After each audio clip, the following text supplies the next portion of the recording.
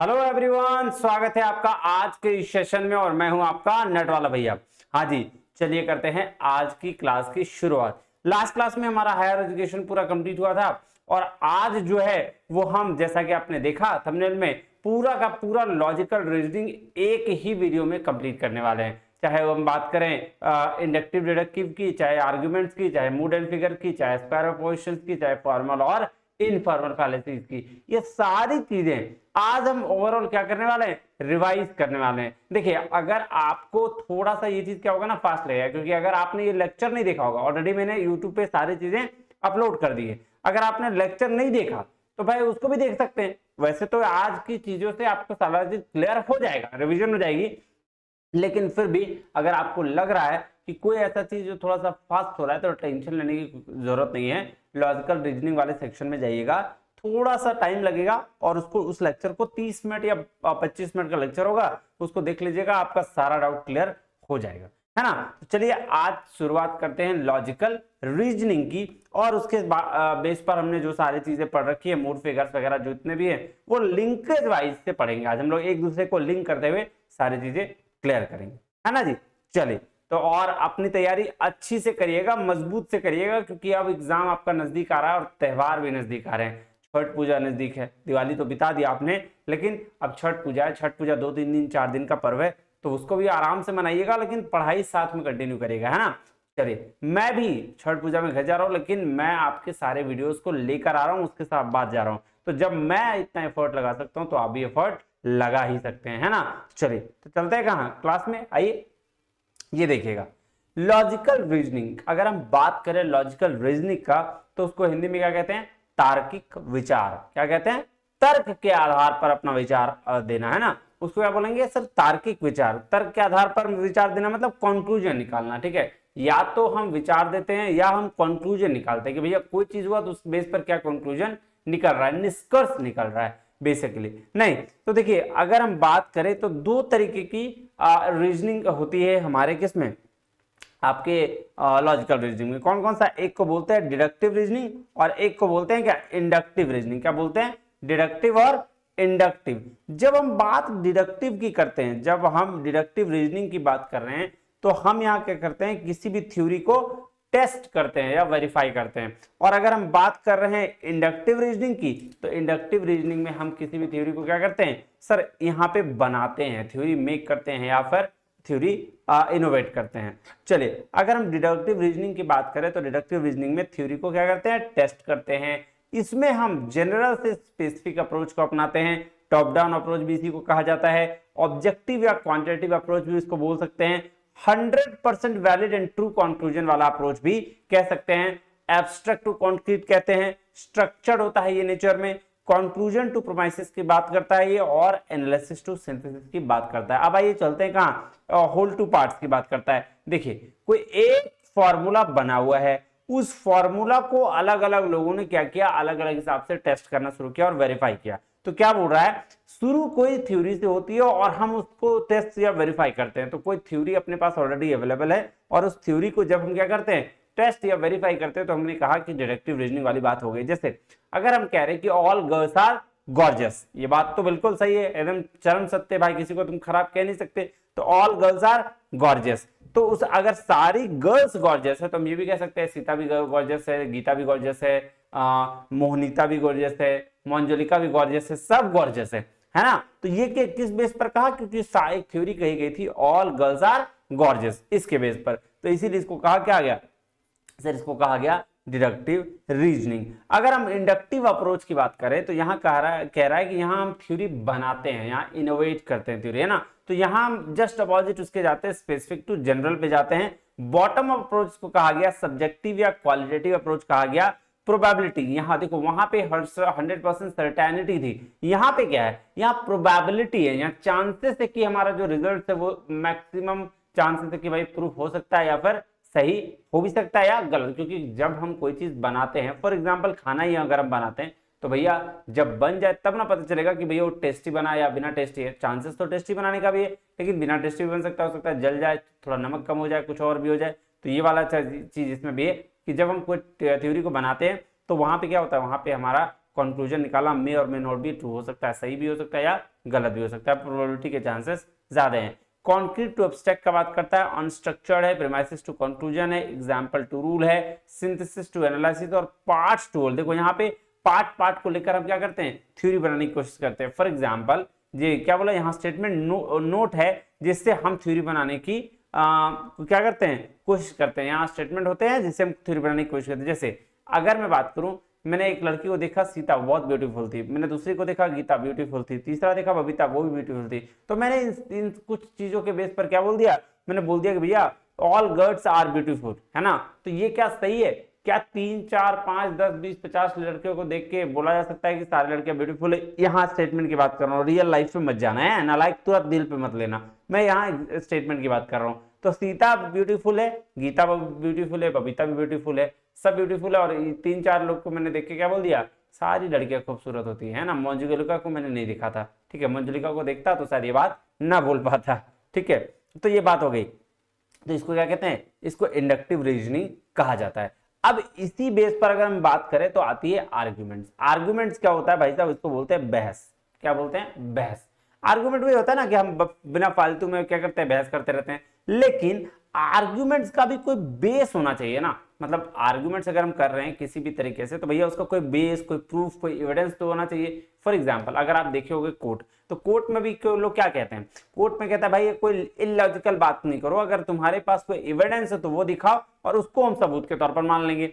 बात तो ये होती है जी सर, यही बात होती है। तो अगर ऐसा बात है तो क्या कह रहा है, इसी तरह से लॉजिकल रीजनिंग में भी आर्गुमेंट को 2 पार्ट्स में डिवाइड किया गया है। कौन कौन से पार्ट्स में सर? एक तो प्रीमाइसेस, स्टेटमेंट और प्रोपोजिशन, तीनों एक ही चीज है। प्रीमाइसेस बोल लो, स्टेटमेंट बोल लो, प्रोपोजिशन बोल लो इसको, और दूसरा उस बेस पर कंक्लूजन जो बनता है, या फिर कंक्लूजन के बेस पर प्रीमाइसेस, स्टेटमेंट या प्रोपोजिशन बोलते हैं। ये 2 तरीके की चीजें जो है आर्गुमेंट में करी जाती है। हमने कोई बड़ा स्टेटमेंट दे दिया, जैसे फॉर एग्जाम्पल मैंने बोल दिया कि ऑल मैन आर स्मार्ट, मैंने सारे आदमी को क्या बोल दिया, स्मार्ट बोल दिया। अब सारे आदमी में ए भी आदमी है वो भी स्मार्ट है, बी भी आदमी वो भी स्मार्ट है, सी भी आदमी सभी स्मार्ट हो गए। तो ये मैंने क्या किया, कंक्लूजन के बेस पर हम स्टेटमेंट बना दिए। लेकिन अगर हम बात कहें, हमने कहा कि Radha is beautiful, Sita is beautiful and Gita is beautiful, that's why all girls are beautiful. तो मैंने क्या किया, स्टेटमेंट के बेस पर कंक्लूजन पे गया। तो ये दोनों बातें जो है वो आर्गुमेंट की बात है। क्या है? आर्गुमेंट के पार्ट्स। चलिए, कह रहा है यहाँ हम स्टेटमेंट के बेस पर हम कंक्लूजन ड्रॉ करते हैं, या कंक्लूजन के बेस पर हम क्या करते हैं, स्टेटमेंट बनाते हैं। ये बात बिल्कुल सही है, यही बात मैंने बोला। जैसे देखो all man are smart, A smart तो बी भी स्मार्ट, और अगर बी स्मार्ट है और ए स्मार्ट है तो ऑल मैन आर स्मार्ट। ये दोनों का दोनों क्या है सर? दोनों का दोनों स्टेटमेंट और कंक्लूजन की बात करता है जी, बिल्कुल। तो इससे ये प्रूफ होता है, इससे क्या प्रूफ होता है, इससे ये प्रूफ होता है कि आर्गुमेंट को 2 पार्ट्स में डिवाइड किया जाता है, जिसको हम लोग क्या बोलते हैं सर? एक को बोलते हैं डिडक्टिव आर्गुमेंट और एक को बोलते हैं इंडक्टिव आर्गुमेंट। अगर हम डिडक्टिव आर्गुमेंट की बात करें तो वहां 100% क्या होता है, ट्रू और वैलिड कंक्लूजन्स होते हैं। मतलब अगर बात करें तो 100% श्योरिटी होती है। लेकिन अगर हम इंडक्टिव की बात करें तो वो वहां क्या होता है सर? वहां पे पॉसिबिलिटी होती है। क्या होती है वहां पे? पॉसिबिलिटी होती है कि भैया इतना चांस है कि ये चीज हो जाएगा। जैसे मैंने बोला A is beautiful, B is beautiful, C is beautiful, that's why all girls are beautiful. तो भैया मैंने 3 को देखकर ये बातें कह दी ना, तो ये तो क्या गलत है? बिल्कुल गलत है, क्योंकि 3 ही को देखा अभी और मंजुलिका को नहीं देखा मैंने। तो हो सकता है मंजुलिका को देखने के बाद मेरा ये ख्याल बदल जाए, है ना? ठीक है, तो ये बात ध्यान में रखिएगा। चलिए, उसके बाद अगर हम बात करें तो ये बात ध्यान समझिएगा, डिडक्टिव जो होता है ना वो 2 तरीके के होते हैं, एक होता है वैलिड, एक होता है इनवैलिड। अगर हम वैलिड की बात करें तो वैलिड का मतलब होता है कि स्ट्रक्चर के बेस पर होना। क्या होना? स्ट्रक्चर के बेस पर होना। जैसे पी और सी, पर इसको बोलते हैं स्ट्रक्चर। 2 वैलिड प्रीमाइसेस और उसका कंक्लूजन जो है वो उसके बेस पर होना चाहिए। अगर इनवैलिड की बात करें तो वैलिड प्रीमाइसेस के साथ कंक्लूजन नहीं होगा। क्या होगा? नहीं होगा, स्ट्रक्चर में भी नहीं होगा। अब अगर हम साउंड और अनसाउंड की बात करें तो देखिए वैलिड में साउंड और अनसाउंड दोनों होता है। अगर वैलिड है, वैलिड होने का मतलब स्ट्रक्चर है, और स्ट्रक्चर के साथ साथ वो रियल लाइफ से भी आपका रिलेट करता है, यानी कि सच्चाई को दर्शाता है, तो उसको हम कहते हैं कि डिडक्टिव वैलिड साउंड है। डिडक्टिव वैलिड साउंड है ना। लेकिन अगर अनसाउंड की बात करें तो वो रियल लाइफ से रिलेट नहीं करता है, और अगर इनवैलिड है तो वो अनसाउंड होगा ही, ये तो डेफिनेट है। ठीक उसी प्रकार से इंडक्टिव की बात करते हैं। यहां स्ट्रॉन्ग और वीक को लिया जाता है। क्या लिया जाता है? स्ट्रॉन्ग आर्गुमेंट और वीक आर्गुमेंट। तो देखिए स्ट्रॉन्ग आर्गुमेंट वो आर्गुमेंट होता है जब चांसेस होता है कि 90% या उससे ज्यादा, एक एवरेज, मतलब मान के चलो कि आप 75% बोल सकते हो, 80 बोल सकते हो, मतलब मैक्सिमम चांसेस क्या हो रहा है कि आपने जो बात थ्योरी बनाने की कोशिश की वो सही हो जाए, तो उसको बोलते हैं क्या, स्ट्रॉन्ग आर्गुमेंट। और उसी तरह से जब आपका आर्गुमेंट इतना वीक होता है, मतलब एकदम निम्न स्तर का, 25-30% भी सही नहीं होने के लायक होता है, तो उसको हम लोग बोलते हैं वीक आर्गुमेंट। मैं एग्जांपल देकर समझाता हूं आपको। जैसे अगर मैं बोलूं, ठीक है, कि दो लोग ना अमेरिका से आए और उसकी एक्सेंट जो बहुत अच्छी थी, उसकी एक्सेंट बहुत अच्छी थी, इसलिए अमेरिका में जितने भी लोग रहते हैं सारे के एक्सेंट अच्छी थी। एक बात बताओ, सिर्फ दो लोगों के बेस पर हम क्या कर रहे हैं, अमेरिका के लोगों को जज कर ले रहे हैं, तो ये क्या सही है? नहीं सर, इसको बोलते हैं वीक आर्गुमेंट, इसकी पॉसिबिलिटी बहुत कम है ना, ये बात बोलते हैं। स्ट्रॉन्ग आर्गुमेंट की बात करें तो स्ट्रॉन्ग आर्गुमेंट वो आर्गुमेंट होता है जिसकी पॉसिबिलिटी बहुत ज्यादा होती है ना। जैसे जैसे अगर मैं एग्जांपल दिखाऊं, इसमें मैंने एक एग्जांपल लिख रखा है, आपको दिखाता हूं मैं। यहाँ जो डिडक्टिव का था ना, हाँ ये देखो, एक मिनट, एक नहीं नहीं वो इंडक्टिव का था, एक मिनट रुक जाओ। स्ट्रॉन्ग और, हाँ ये देखो, देखो अभी मैंने क्या बोला कि एक ऑब्जर्वेशन बेस्ड, अब इसको समझो, ध्यान से समझो, पहले ये क्या होता है उसके बाद में बताता हूं। देखो स्ट्रॉन्ग आर्गुमेंट क्या हुआ, मान लो हम एक ऑब्जर्वेशन करते हैं, पिछले साल भर से एक ऑब्जर्वेशन कर रहे हैं, क्या कर रहे हैं कि जब भी कोई गेंद फुटबॉल को हम मारते हैं ना, और उसी समय क्या होता है, मेरा मेरा बॉल डायरेक्टली जाके शीशा तोड़ देता है। क्या होता है? शीशा तोड़ देता है। मैंने एक ऑब्जर्वेशन क्या किया कि मैं जब भी बॉल मारता हूं फुटबॉल में तो वो जाके शीशा तोड़ देता है, ठीक है। तो मैंने ये क्या मान लिया कि मेरा ऑब्जर्वेशन के बेस पर मैंने ये मान लिया कि मुझे बॉल नहीं मारना है, अगर मैं बॉल मारूंगा तो शीशा टूट जाएगा। तो इसको बोलते हैं क्या, इंडक्टिव, कि भैया मैं ऑब्जर्वेशन के बेस पर बोल रहा हूं। ये बात ध्यान में रखिएगा, ठीक है। चलिए आगे, अभी ये जो चीज है इसको और बहुत अच्छे तरीके से समझते हैं। कह रहा let's understand one by one. अगर लॉजिकल रीजनिंग की बात करें तो इसमें एक फॉर्म स्ट्रक्चर कहा जाता है जिससे दो प्रोपोजिशन और एक कंक्लूजन बनता है। ये तो बात मैंने बताया कि दो स्टेटमेंट और एक कंक्लूजन बनता है। जहां भी आपको दो स्टेटमेंट और एक कंक्लूजन मिला तो वो क्या है, वो एक स्ट्रक्चर्ड फॉर्म है। इसको क्या बोलते हैं? उसको बोलते हैं एक स्ट्रक्चर्ड फॉर्म। क्या बोलते हैं जी? एक स्ट्रक्चर फॉर्म बोलते हैं। ये देखिए स्ट्रक्चर फॉर्म, ठीक है। कह रहा है अगर हम डिडक्टिव आर्गुमेंट की बात करें, डिडक्टिव की बात करें, तो अगर डिडक्टिव में वैलिड की बात करें तो दो प्रीपोजिशंस पर एक कंक्लूजन क्या होगा, बिल्कुल सही होगा, तो वो होगा वैलिड आर्गुमेंट। अगर हम बात करेंगे इनवैलिड की तो दोनों प्रीमाइसेस या प्रोपोजिशन सही होंगे लेकिन उसका कंक्लूजन गलत होगा, उसको हम लोग क्या बोलेंगे, उसको बोलेंगे इनवैलिड आर्गुमेंट। अगर दो प्रीपोजिशन के साथ एक कंक्लूजन जो होगा और वो सही होगा और उसके साथ साथ कंटेंट भी 100% रियल होगा तो उसको हम कहेंगे कि वो साउंड हो गया। क्या हो गया? वैलिड के साथ साथ वो साउंड हो गया। लेकिन अगर हम बात करें अनसाउंड का तो स्ट्रक्चर फॉर्म में जरूर होगा लेकिन या तो एटलीस्ट एक प्रीमाइस फॉल्स होगा, एक प्रीमाइस दोनों में से फॉल्स हो जाएगा। क्या होगा? फॉल्स हो जाएगा। तो उसको हम लोग बोलेंगे अनसाउंड। वैलिड साउंड का एग्जांपल क्या दिया है, देखो ध्यान से समझो। वैलिड और साउंड का एग्जांपल कह रहा है all fish lives in water.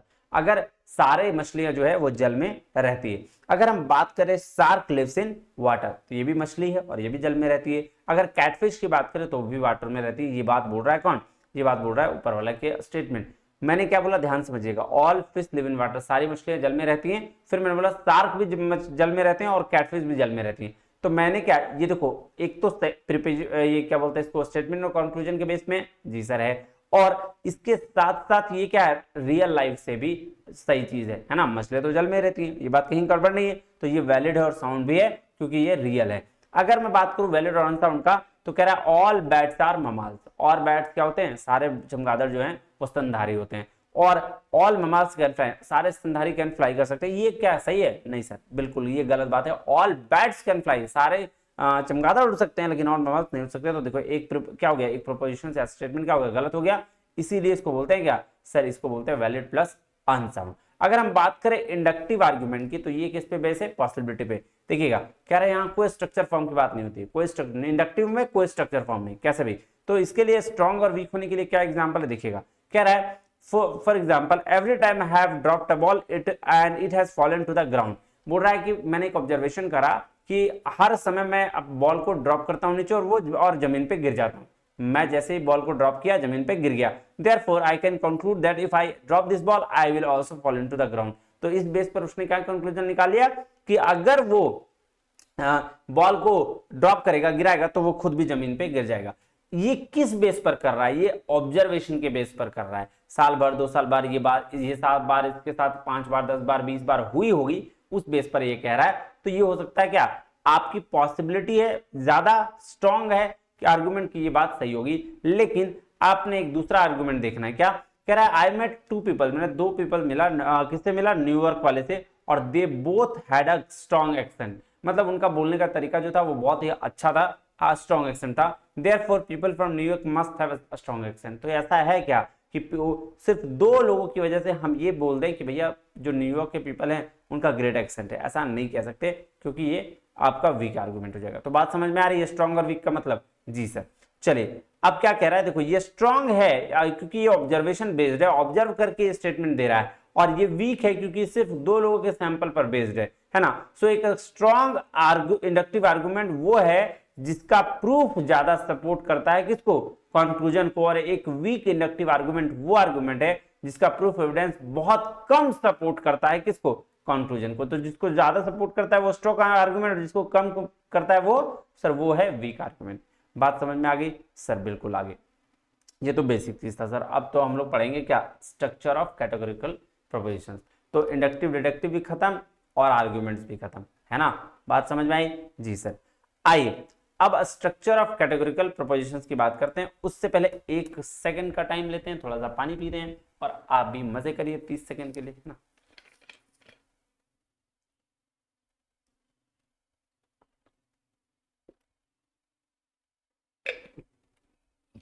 चलिए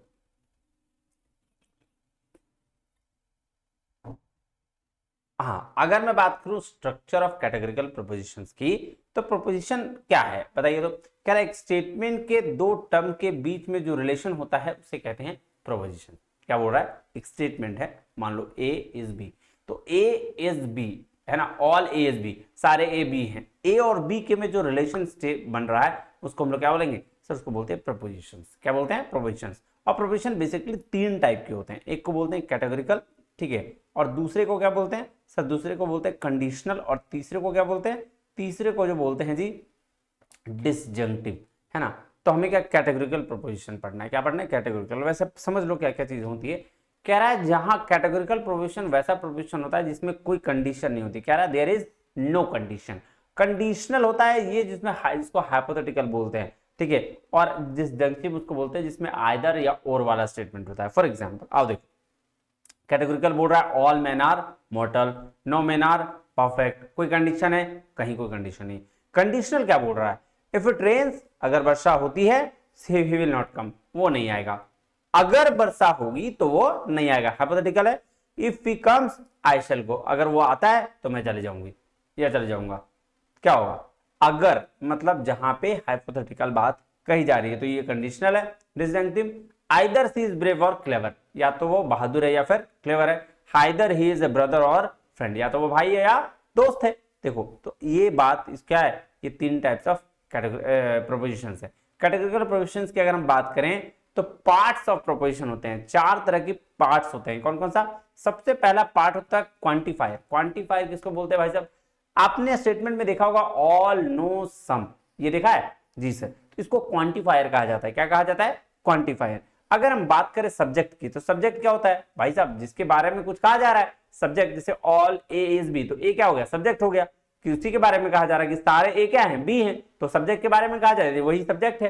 प्रेडिकेट क्या होता है? जो सब्जेक्ट को डिनाई करता है। भैया जो सब्जेक्ट नहीं है, ऑल ए इज बी, मतलब बी जो है वो डिनाई कर रहा है। ऑल ए इज बी है ना, सारा ए बी है, तो बी क्या है भाई साहब? जो डिनाई कर दिया, तो इसको बोलते हैं प्रेडिकेट, या इसको ऑब्जेक्ट भी कहते हैं। क्या कहते हैं? प्रेडिकेट या ऑब्जेक्ट भी कहते हैं। उसके बाद होता है क्योपुला। क्योपुला किसको बोलते हैं? जो इज, एम, आर, ये सब जो लगा होता है ना, सब्जेक्ट और प्रेडिकेट को लिंक करने वाला जो शब्द है उसको कहा जाता है क्या? क्योपुला। क्या बोलते हैं? क्योपुला। फॉर एग्जाम्पल देखो, ऑल मेन आर स्मार्ट, तो ऑल क्या है? क्वांटिफायर है। मेन क्या है? सब्जेक्ट है। आर क्या है? क्योपुला। और स्मार्ट क्या है?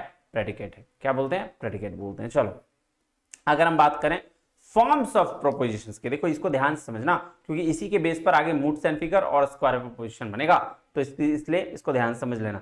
देखो अगर हम फॉर्म्स ऑफ प्रोपोजिशन की बात करें, है ना, तो ए जो है, ए ई आई ओ, ये 4 वॉवेल्स याद रखिएगा, वैसे तो 5 होते हैं, ओ ए आई ओ यू, है ना, लेकिन यहाँ 4 याद रखना है, ए ई आई ओ ए ई आई और ओ, ठीक है। यहाँ चारों को ना डिनोट किया जाता है, इसको फॉर्म्स ऑफ प्रोपोजिशंस कहते हैं। ए को डिनोट किया जाता है ऑल से, किससे डिनोट किया जाता है? ऑल से। ऑल मतलब सब, यूनिवर्सल की बात कर रहे हैं, यूनिवर्सल अफर्मेटिव, ऑल मतलब पॉजिटिव, ऑल पॉजिटिव, सारे की बात कर रहे हैं मतलब पॉजिटिव की बात कर रहे हैं, और यूनिवर्सल अफर्मेटिव, इसी को बोला जाता है universal affirmative. Example, all man are rich, सारे आदमी क्या है? अमीर है, तो सारे आदमी अमीर है इसका मतलब पॉजिटिव की बात कर रहा है, इसलिए इसको क्या बोला? यूनिवर्सल अफर्मेटिव या यूनिवर्सल पॉजिटिव भी बोल सकते हैं आप इसमें, है ना। चलिए अगर हम ई की बात करें, ई की, तो ई क्या हो जाता है? यूनिवर्सल नेगेटिव, इसको क्या बोलते हैं? Universal negative. नो, है ना, नो, नो भी क्या है? कुछ भी नहीं, या तो सब यूनिवर्सल पॉजिटिव या तो कुछ नहीं universal negative. For example, no SHP, no apples are grapes, है ना, कहते हैं ना ये वाला चीज। आई क्या है? आई है सम, मतलब कुछ लोग, इसलिए बोला जाता है पर्टिकुलर अफर्मेटिव पॉजिटिव, सम कुछ तो है पॉजिटिव, पर्टिकुलर अफर्मेटिव या particular positive. Some is big, some apple are grapes बोलते हैं ना जी। उसके बाद है ओ बोलते हैं पर्टिकुलर नेगेटिव को, जो है जो रिप्रेजेंट करता है सम नॉट को, किसको रिप्रेजेंट करता है? सम नॉट को। सो सम एप्पल्स आर नॉट मैंगो, तो ये बात ध्यान रखिएगा, यही होता है। अब ना तो क्वेश्चन इज क्वांटिटी और क्वालिटी कौन शो करता है? भाई साहब ये बात तो है ना कि पूछा गया है क्वेश्चन में कि क्वांटिटी किसको कौन बताता है और क्वालिटी कौन बताता है। एक बात बता, क्वांटिटी की बात कौन करता है? जो नंबर्स की बात करे, है ना, उसको बोलते हैं जी। और क्वालिटी की बात कौन करता है? भाई साहब क्वालिटी की बात करता है जो गुण बताता है। तो देखो अगर हम यहां बात करें तो दो चीजें हैं, यूनिवर्सल और पर्टिकुलर, और आपका पॉजिटिव और नेगेटिव। पॉजिटिव और नेगेटिव क्या है? गुण बता रहा है, क्या बता रहा है? गुण, यानी कि क्वालिटी है। और यूनिवर्सल और पर्टिकुलर क्या बता रहा है? क्वांटिटी बता रहा है कि यूनिवर्स में है, बड़ा है ना। और पर्टिकुलर मतलब छोटा है, स्पेसिफिक है, तो ये क्या बता रहा है? क्वांटिटी बता रहा है। इसलिए देखो क्वांटिटी की बात यूनिवर्सल और पर्टिकुलर करता है और क्वालिटी की बात पॉजिटिव और नेगेटिव करते हैं। तो ये था क्या? ये आपका बेसिक चीज था कि भाई साहब कैटेगोरिकल प्रपोजिशंस। इसके साथ साथ अगर आप आते हैं मूड्स एंड फिगर में, तो आइए आपको मूड्स एंड फिगर को आराम से समझाया जाए। समझेंगे मूड एंड फिगर? सर बिल्कुल समझेंगे। आइए देखिए, मूड्स एंड फिगर समझने के लिए सबसे पहले आप समझिए स्ट्रक्चर फॉर्म। स्ट्रक्चर फॉर्म जैसा कि मैंने बताया, दो प्रीमाइसेस, क्या मैंने बताया?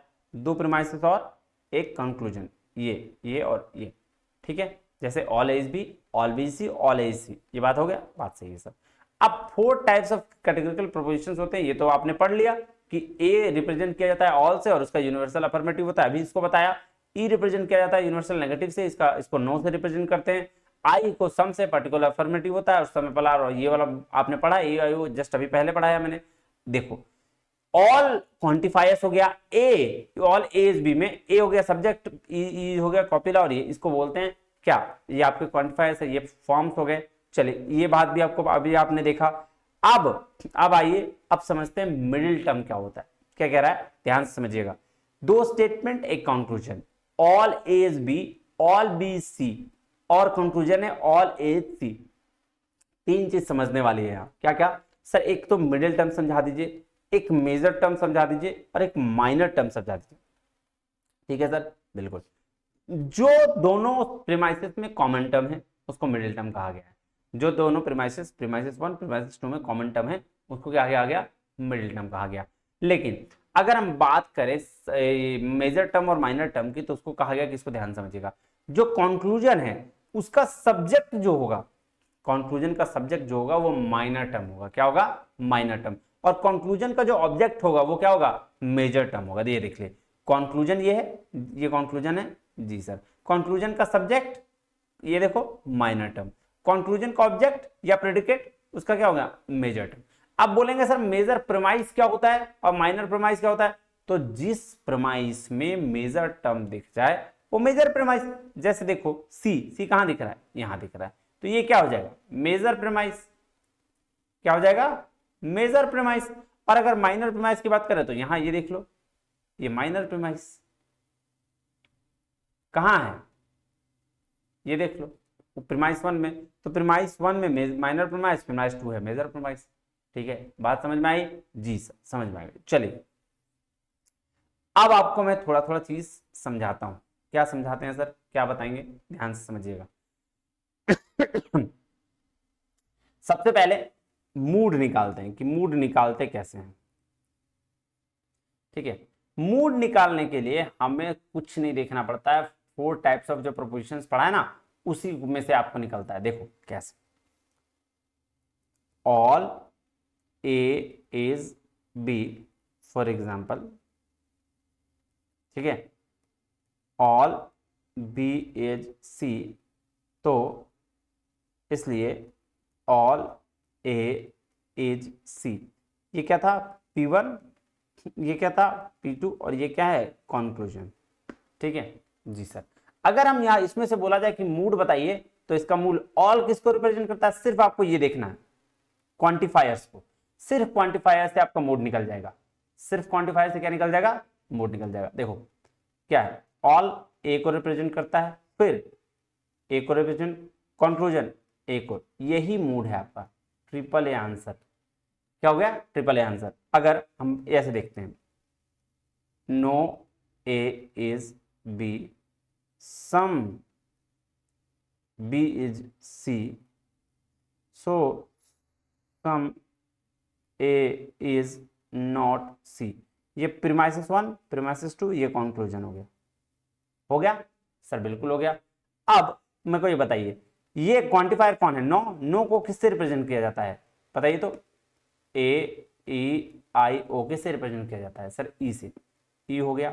ठीक है, और उसके बाद क्या है, सम, सम को किससे, आई से, और सम नॉट को किससे, ओ से। तो इसका ई आई ओ क्या हो जाएगा, आंसर, यही हो जाएगा इसका मूड।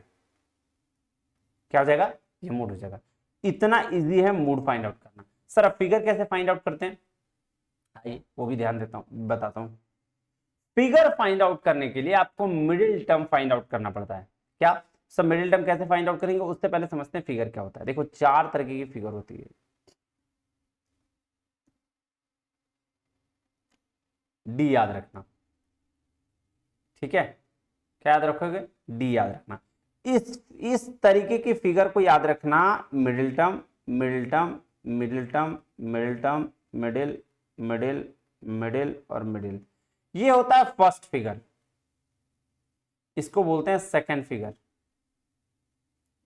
इसको बोलते हैं थर्ड फिगर, और इसको सॉरी सॉरी सॉरी और लास्ट वाले को कहा जाता है फोर्थ फिगर। अब एक बात ध्यान से समझना, ये डी याद रखना कैसे, ऐसे, सेकेंड, थर्ड, फोर्थ, ये डी याद रखना, फर्स्ट, सेकेंड, थर्ड, फोर्थ, बस इतना ही याद रखना, सारा क्वेश्चंस बनेगा इससे। फिर आओ देखो, फॉर एग्जांपल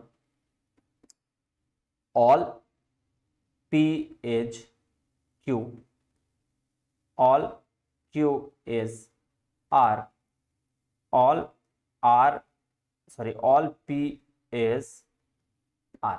ठीक है, प्रीमाइसेस, प्रीमाइसेस, कंक्लूजन। ठीक है, अब बोला इसका मूड एंड फिगर दोनों बताओ।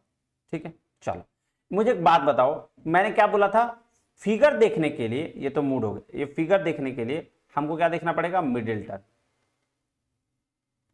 क्या देखना पड़ेगा, मिडिल टर्म, है ना। मिडिल टर्म कहां पे है, दो प्रीमाइसेस के बीच में, तो ये मिडिल टर्म है, यही मिडिल टर्म है।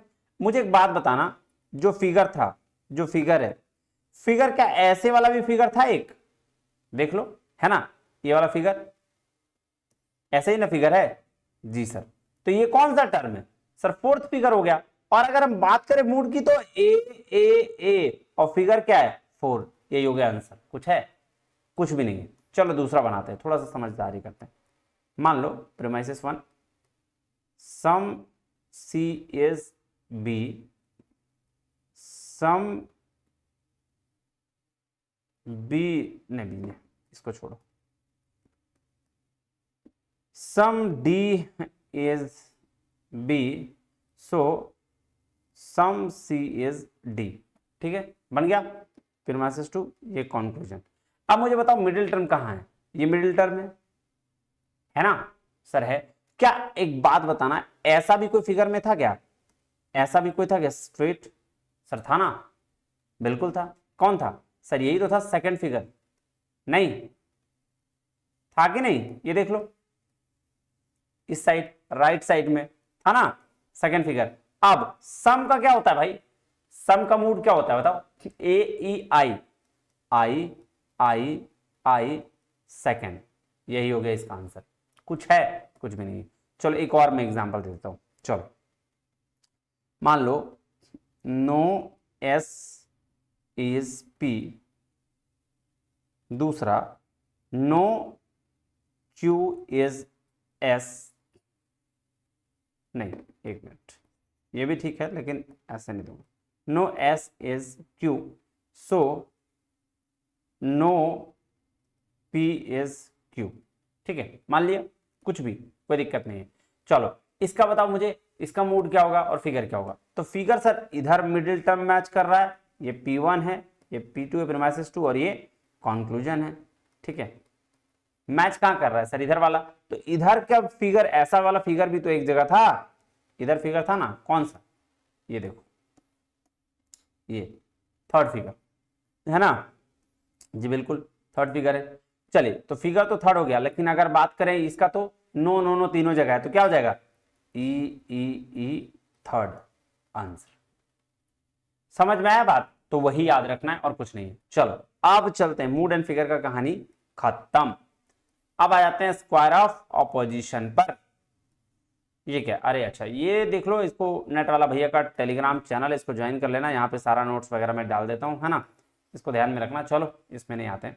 अब देखो, अब हम बात करते हैं स्क्वायर ऑफ ऑपोजिशन की। देखो ये जो फिगर है ना, इसको ना दिमाग में बैठा लो और इसके अलावा कुछ नहीं देखना। क्या है ये फिगर? इसको दिमाग में बैठा लो, कुछ नहीं देखना, ध्यान से समझो। एक बात ध्यान से समझना, यहां ना यही चार चीजें हैं जो स्क्वायर ऑफ ऑपोजिशन में बात करी गई है कि भैया आपका जो ये था कैटेगोरिकल प्रोपोजिशन, वो चार था। कौन कौन सा? ए, एक मिनट रुक जाओ, ए ई आई ओ। ए को हमने ऑल से डिनोट किया था, ई को हमको ने नो से डिनोट किया था, ये सम नॉट से, और इसको डिनोट किया था सम से। यही था, वो दिया हुआ भी है, एवरी एस एच पी यानी all S P, no S H P, some S is not P और सम एस एच पी दिया हुआ है जी सत्य। अब मेरे को बताओ, इसको क्या कहा था हमने? इसको क्या कहा था? यूनिवर्सल अफर्मेटिव, यही कहा था। इसको क्या कहा था? यूनिवर्सल, इसको नेगेटिव कहा था ना जी। अगर सम की बात आ जा रही थी तो क्या कहा था हमने? सर इसको हमने कहा था पर्टिकुलर अफर्मेटिव। क्या कहा था? पर्टिकुलर अफर्मेटिव, यही कहा था जी। और इसको कहा था हमने, क्या कहा था? इसको पर्टिकुलर नेगेटिव कहा था।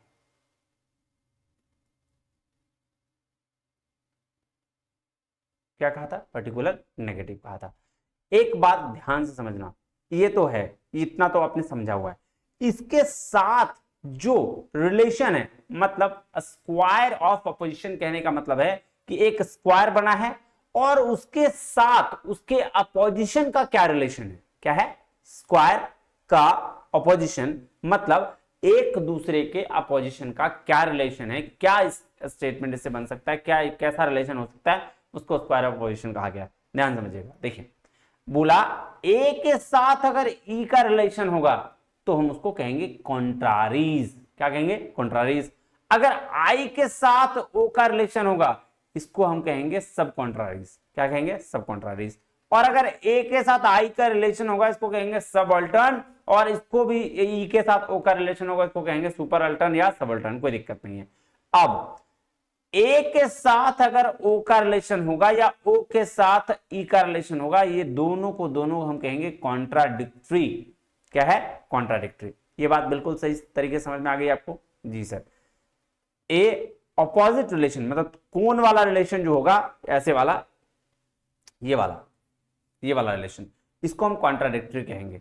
अगर बात आई ऊपर वाले की, ये रिलेशन की, ये वाला रिलेशन ए और ई का रिलेशन, तो इसको हम क्या कहेंगे, इसको कहेंगे कॉन्ट्रारी। और नीचे वाला मतलब आई और ओ की बात आई तो इसको कहेंगे सब कॉन्ट्रारी। और अगर इधर वाला बात आया ये रिलेशन तो इसको कहेंगे सब अल्टर्न और इसको कहेंगे सुपर अल्टर्न। बात समझ में आया? अभी इसको भी जोड़ दीजिएगा तो ये भी सब कॉन्ट्राडिक्टरी हो गया। क्या हो गया?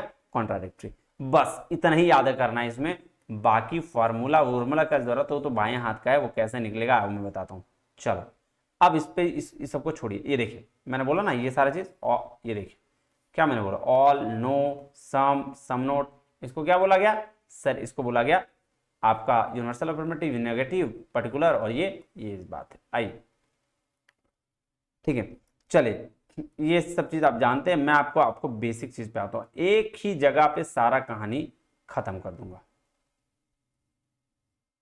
ये देखिए इस चार्ट में आइए, देखिए कॉन्ट्राडिक्टरी की जब भी बात होगी ना तो वहां क्या होगा कि आपको बोला जाएगा कॉन्ट्राडिक्ट क्यों करता है, क्योंकि दोनों के विचार मेल नहीं खाते हैं। कॉन्ट्राडिक्ट जैसे मैं भी अपनी बात बोलूं और आप भी अपनी बात बोले, दोनों का विचार मेल नहीं किया तो हमने क्या किया, कॉन्ट्राडिक्ट हो गया जी सर।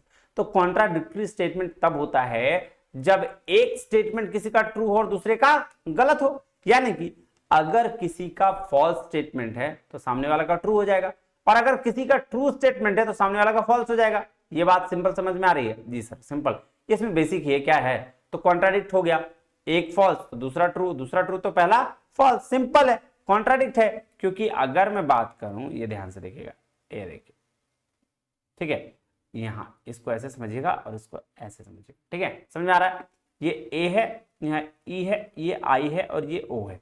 अगर मैं इसको कहूं कि ये ट्रू है तो ये ऑलरेडी फॉल्स है, क्योंकि कॉन्ट्राडिक्टरी है ना, तो ये ट्रू तो ये फॉल्स, और अगर ये फॉल्स है तो भाई ये भी ट्रू हो जाएगा, ठीक है। और चेंज करिए, और इसको चेंज कर दीजिए।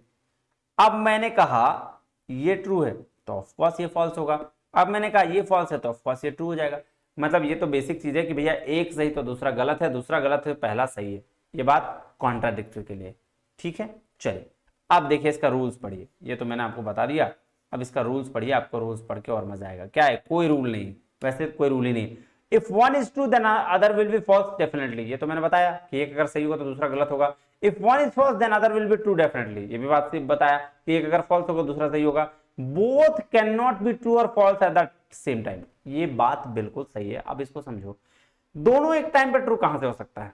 हो सकता है क्या? नहीं सर, एक फॉल्स है दोनों, फिर कॉन्ट्राडिक्ट होगा ही कैसे? सोचो, दिमाग लगाओ कि भाई कॉन्ट्राडिक्ट होगा कैसे? नहीं हो सकता ना कॉन्ट्राडिक्ट। तो कॉन्ट्राडिक्ट हुआ मतलब एक ट्रू होगा दूसरा फॉल्स होगा, दूसरा फॉल्स होगा तो पहला ट्रू होगा, ये बात ध्यान में रखिएगा। और दोनों एक साथ में ट्रू और फॉल्स नहीं हो सकता, फिर वो कॉन्ट्राडिक्टरी नहीं कहलाएगा।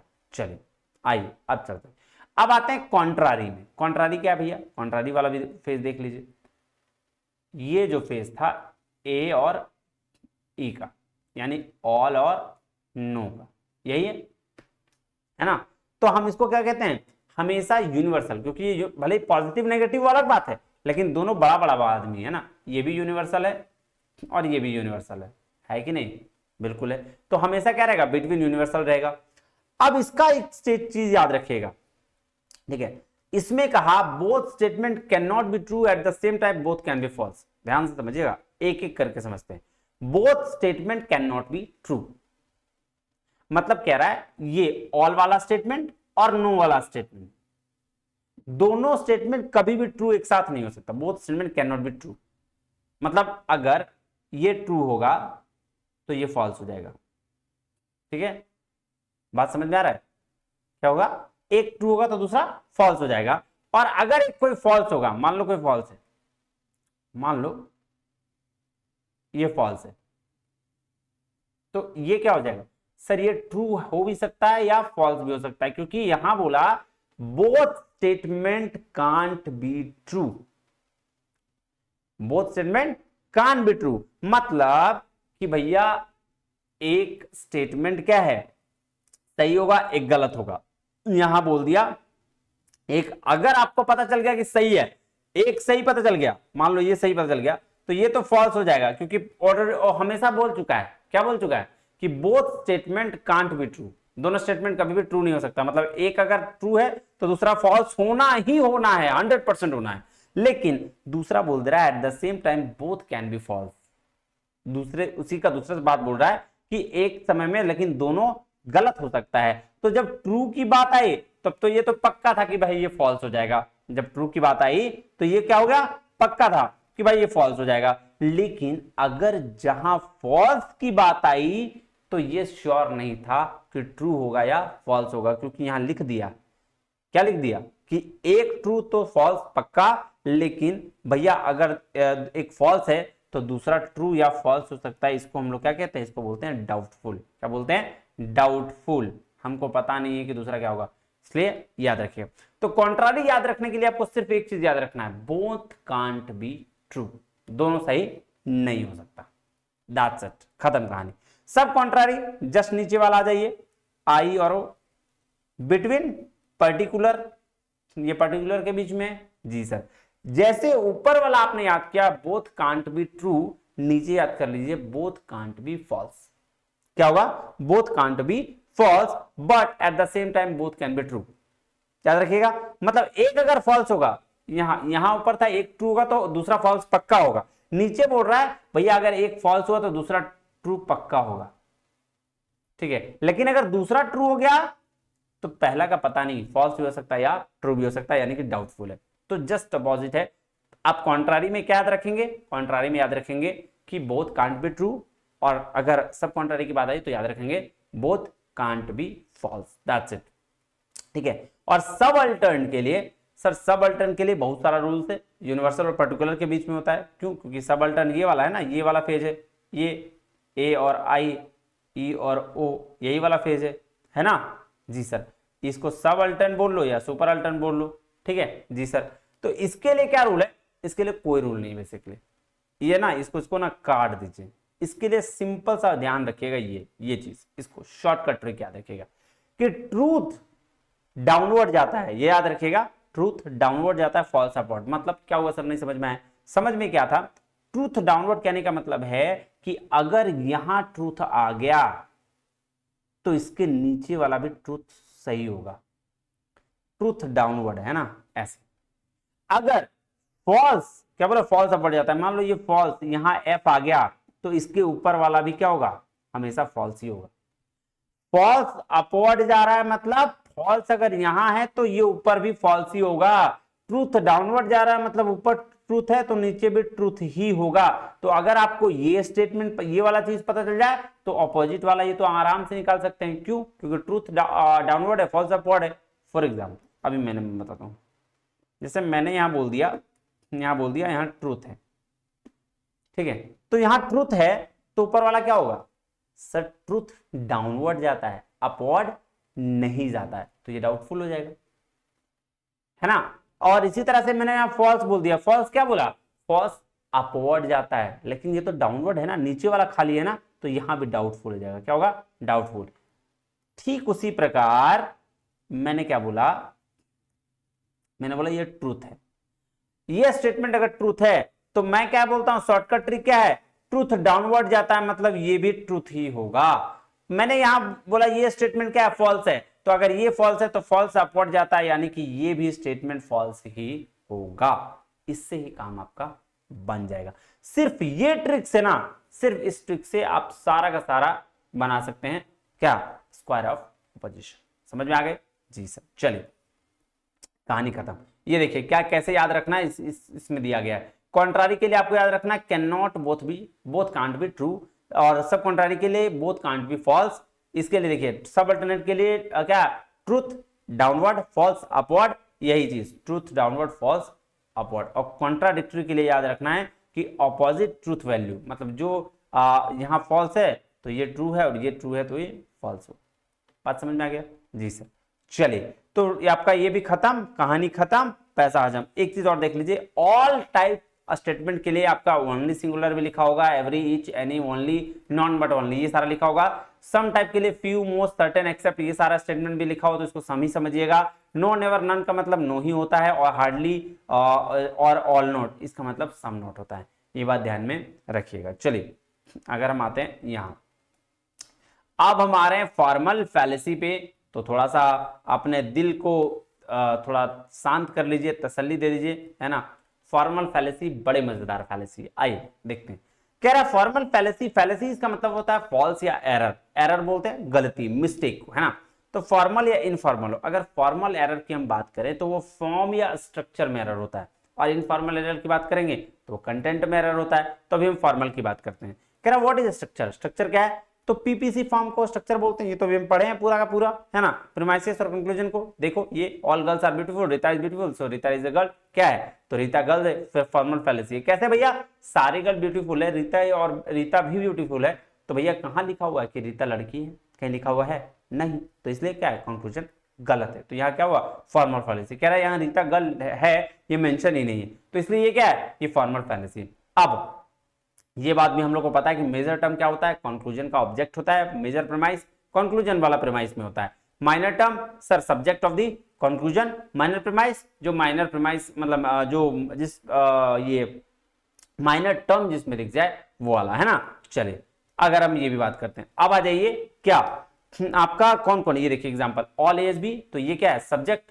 ये पहले कंक्लूजन देखिए आप, कंक्लूजन कंक्लूजन में ऑल इज नॉट सी है, तो ए सब्जेक्ट है, माइनर टर्म, सी क्या मेजर टर्म। इसको अभी अपने हमने और डिटेल में देख लिया है, फिर भी एक बार देख लो। तो देखो सी कहाँ है, ये देखो मेजर टर्म है, तो ये मेजर प्रीमाइस सी हो गया। माइनर टर्म है ए, तो ए माइनर प्रीमाइस हो गया। ये तो बेसिक चीज है। अब टाइप्स ऑफ फॉर्मल फैलेसीज की अगर हम बात करें तो सबसे पहला है जो fallacy based on structure. Structure के बेस पर जो फैलेसीज होती हैं वो क्या क्या फैलेसीज है आइए समझते हैं। सबसे पहले तो ये आपको समझना होगा कि स्ट्रक्चर के लिए कि दो प्रीमाइस से कंक्लूजन होगा, तीन टर्म्स होंगी, ट्वाइस एज। तीन टर्म्स कहने का क्या मतलब है आगे समझते हैं। एक प्रीमाइस और एक कंक्लूजन भी हो सकता है जिसको हम लोग इमीडिएट बोलते हैं। अब देखो तीन टर्म्स कहने का क्या मतलब है, देखो हम लोग दो प्रीमाइसेस लिखते हैं और एक कंक्लूजन, तो तीन टर्म्स ही होता है। देखो ए, यहां भी ए है, बी बी और सी सी, यही तीन टर्म्स होंगे, है ना। ए दो बार, बी दो बार, सी दो बार, क्योंकि all as B, all B C और ऑल एज सी, ये दो दो बार क्या होगा, टर्म होगा। अब चलो अब चलते हैं फैलेसीज में, कैसी फैलेसीज होती हैं। सबसे पहला फैलेसी है जिसको बोलते हैं fallacy of four terms. Four terms का क्या मतलब हुआ, दो प्रीमाइसेस और एक कंक्लूजन में चार टर्म्स दिख जाएंगे आपको। बेसिकली होना तो चाहिए तीन टर्म्स, लेकिन चार दिख जाएंगे। देखो ऑल एज बी है ना, ए और बी एक टर्म हो गया, दो टर्म हो गया। ऑल बी सी, चलो तीन टर्म हो गए। ऑल बी डी, देखो चार टर्म हो गए। तो इसीलिए बोलो इसको, देखो चार टर्म्स ट्वाइस इच हर बार, तो ये तो नहीं है। तीन टर्म्स दो दो बार होने चाहिए, ए बी सी होता और दो दो बार होता तो हम कहते हैं ये सही चीज है, लेकिन इसमें चार टर्म दिख गए, इसलिए इसको क्या बोला गया, फैलेसी ऑफ फोर टर्म्स। कुछ है, हलवा है, हलवा क्या है, हलवा। चलो दूसरा है rule two, fallacy of ambiguous terms. Ambiguous terms मतलब कुछ भी बकवास दे देगा। देखो एनी बेल आर रिंग्स, कोई भी बेल क्या है, रिंग है। Some rings are beautiful, some rings beautiful है, और सम बेल्स आर ब्यूटीफुल। भाई साहब कहीं किसी तरह से कोई लिंक है, कोई लिंक देख लो। एनी बेल्स आर रिंग्स, कोई बेल रिंग है, और some ring are beautiful, rings beautiful. देखो यार इसको बोलते हैं फैलेसी ऑफ एम्बिगुअस टर्म। अब दूसरा, पहला तो स्ट्रक्चर के बेस पर हो गया, अब आ जाओ डिस्ट्रीब्यूशन के बेस पर। तो सर डिस्ट्रीब्यूशन क्या होता है, डिस्ट्रीब्यूशन होता है बंटवारा। डिस्ट्रीब्यूशन तो बांटना ही हुआ ना जी सर। तो डिस्ट्रीब्यूशन, जिस भी टर्म में डिस्ट्रीब्यूशन होगा वो 100% होगा तभी डिस्ट्रीब्यूशन होगा, 100% नहीं होगा डिस्ट्रीब्यूशन नहीं होगा। अगर थोड़े की बात करें नो डिस्ट्रीब्यूशन, थोड़ा बहुत मेजर बात करें नो डिस्ट्रीब्यूशन, ऑल की बात करें 100% की बात करें डिस्ट्रीब्यूशन। देखो कहां कहां डिस्ट्रीब्यूशन होगा ध्यान समझना। कह रहा है subject all is B, some is B, no is B और सम इज नॉट बी। तो ध्यान से समझिएगा, सब्जेक्ट जो है ऑल, ऑल का सब्जेक्ट यानी कि ऑल जो है वो 100% डिस्ट्रीब्यूशन है। मतलब अगर हम इसको ऐसे समझिए, तीन ही टर्म डिस्ट्रीब्यूट हो सकता है 100%। कौन, ऑल, नो और नॉट। जहां ऑल आपका रहे, जहां नो रहे, जहां नॉट रहे, वो टर्म जो है वो 100% डिस्ट्रीब्यूशन है, चाहे वो सब्जेक्ट में रहे या ऑब्जेक्ट में रहे। देखो ध्यान समझो, ऑल एज बी, सब्जेक्ट में क्या है, ए है, ए के साथ ऑल है, ऑल सब्जेक्ट के साथ है, मतलब ए ओनली, ये टर्म डिस्ट्रीब्यूटेड है। क्या है, ओनली सब्जेक्ट डिस्ट्रीब्यूटेड है। सम एज बी, सम के साथ दोनों में, सम एज बी, कुछ ए बी है, यहां कुछ भी डिस्ट्रीब्यूशन नहीं है। क्या है, कुछ भी डिस्ट्रीब्यूशन नहीं। नो एज बी, यहां दोनों डिस्ट्रीब्यूशन है, ये भी और ये भी। क्या है, बोथ डिस्ट्रीब्यूशन है। क्यों, क्योंकि कोई भी चीज नहीं है, दोनों में ना के रिलेशन है, मतलब अपने आप में 100% है। ठीक है, तो इसको बोलते हैं यहां सम इज नॉट बी। अब देखो सम ए, तो ये तो डिस्ट्रीब्यूशन नहीं है, लेकिन इसका ऑब्जेक्ट नॉट लगा हुआ है, मतलब 100% है, तो ये डिस्ट्रीब्यूशन है। तो इसीलिए कहा गया कि ऑल, नो और नॉट जहां जहां हो वो सारा डिस्ट्रीब्यूशन। देखो ऑल के केस में सब्जेक्ट डिस्ट्रीब्यूटेड होता है, नो के केस में बोथ डिस्ट्रीब्यूट होता है सब्जेक्ट और प्रेडिकेट, सम के केस में कुछ भी डिस्ट्रीब्यूशन नहीं होता है, और नॉट के केस में प्रेडिकेट डिस्ट्रीब्यूटेड होता है। ये बात ध्यान में रखिएगा, ऐसा ही होता है, इसमें कोई चेंजेस नहीं होगा। ऑल के केस में सब्जेक्ट डिस्ट्रीब्यूटेड, मैंने दिखाया आपको, ये देखो, ऑल के केस में सब्जेक्ट, नॉट के केस में प्रेडिकेट, सम के केस में कुछ भी नहीं, और नो के केस में बोथ, तो वही लिखा हुआ है यहाँ, है ना। चलिए अब चलते हैं रूल पे। कह रहा है middle term must be distributed if any one premise, if not distributed it is called fallacy of undistributed middle. देखो यार, हमेशा ना एग्जाम में बहुत पूछा गया फैलेसी ऑफ अनडिस्ट्रीब्यूटेड मिडिल क्या होता है। तो अनडिस्ट्रीब्यूटेड मिडिल का मतलब होता है, देखो एक बात है, मिडिल टर्म ना जब दो प्रीमाइस हो और उसमें कंक्लूजन दिया हो, तो उन दोनों प्रीमाइसेस में किसी एक प्रीमाइस में मिडिल टर्म का डिस्ट्रीब्यूटेड होना जरूरी है। क्या होना जरूरी है? मिडिल टर्म का डिस्ट्रीब्यूटेड होना जरूरी है। अगर मिडिल टर्म डिस्ट्रीब्यूटेड नहीं है किसी भी एक प्रीमाइस में, तो हम उसको कहते हैं फैलेसी ऑफ अनडिस्ट्रीब्यूटेड मिडिल। आ जाओ देखो, for example all A B, all B C, all A are C. अब एक बात ध्यान से समझो, मिडिल टर्म कौन सा है भैया? ये मिडिल टर्म है ना, यही मिडिल टर्म है जी सर। मिडिल टर्म में देखो ऑल लगा हुआ है ना एक टर्म में, सर डिस्ट्रीब्यूटेड है, तो भाई साहब कोई दिक्कत नहीं है, नो फैलेसी। क्या बोलते हैं इसको? नो फैलेसी, क्योंकि यहां डिस्ट्रीब्यूटेड है। हमने यही तो कहा कि अगर दोनों मिडिल टर्म में किसी एक टर्म में भी डिस्ट्रीब्यूशन हो गया तो हम नो फैलेसी। लेकिन एग्जांपल 2 में आइए, कह रहा है ऑल ए इज बी। क्या कह रहा है? ऑल ए इज बी, ठीक है। All sorry some B C, some B C, some A are C. ध्यान से देखो, ये भी मिडिल टर्म है और ये भी मिडिल टर्म है, लेकिन ना यहां डिस्ट्रीब्यूशन है ना यहां डिस्ट्रीब्यूशन है। इसी को कहा गया, यहां मिडिल टर्म डिस्ट्रीब्यूटेड नहीं है, तो इसी को कहा गया फैलेसी ऑफ अनडिस्ट्रीब्यूटेड मिडिल। सीधा सीधी बात, मिडिल टर्म डिस्ट्रीब्यूशन नहीं होना चाहिए, मतलब दोनों में, दोनों प्रीमाइसेस का मिडिल टर्म डिस्ट्रीब्यूशन नहीं है, तो उसको हम क्या बोलेंगे सर? उसको बोलेंगे फैलेसी ऑफ अनडिस्ट्रीब्यूटेड मिडिल। चलो अब दूसरा में आइए, कह रहा है if a term is distributed in conclusion then it should be distributed in premise also. ठीक है, तब कोई फैलेसी नहीं होगा। एक बात ध्यान समझो, मैंने क्या बोला? दो प्रीमाइस है, एक कंक्लूजन है, all as B, all B C, all A's C. ठीक है, ये बात ध्यान से। अब मैंने बोला कि किसी भी कंक्लूजन में, मान ध्यान समझना, if a term is distributed in conclusion, अगर कोई टर्म कंक्लूजन डिस्ट्रीब्यूशन है, मतलब कंक्लूजन ये है, ए है सब्जेक्ट, डिस्ट्रीब्यूशन है, और बोल रहा है वो अगर प्रीमाइस में भी डिस्ट्रीब्यूटेड है, दोनों में डिस्ट्रीब्यूटेड है, प्रीमाइस और कंक्लूजन दोनों में, तो उसको हम लोग बोलेंगे नो फैलेसी, कोई फैलेसी नहीं है।